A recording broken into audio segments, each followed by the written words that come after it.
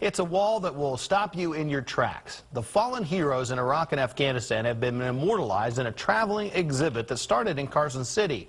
It's called Always Lost, a meditation on war. The goal? To bring an impersonal war back home.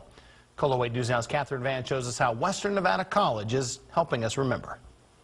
You didn't expect him to grow up and go to war and be a hero. Like many people with families serving in the military, Sherry Siegfried came to the exhibit to show her support, but didn't expect to find her nephew among the faces on the wall. He was loved by his family, and he was well-liked in his community and his school. Teddy is one of more than 6,500 American military members who were killed in Iraq and Afghanistan since September 11. It's heartbreaking, and to think that every boy here, there's people all over that have a hole in their heart because their loved ones haven't come home. But the students and staff at WNC wanted to create a sacred space for families to absorb the costs of war. We're able to provide a way for family members to see their loved ones and to know that we have not forgotten them. Finding a loved one on the wall can be difficult, and there's a reason for that.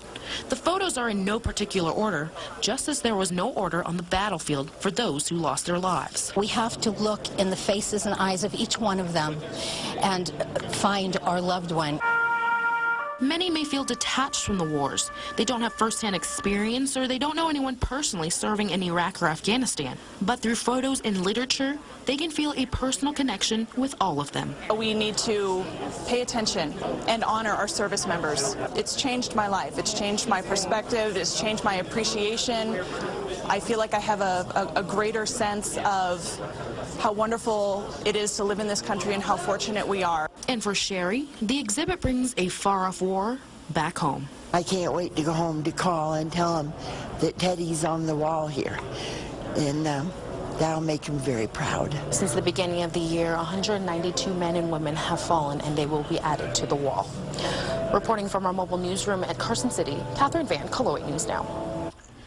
Now, Catherine tells us the stories and poems in the exhibit written by students. Now, this is the second version of Always Lost. The original is on tour and is now at the University of Wisconsin.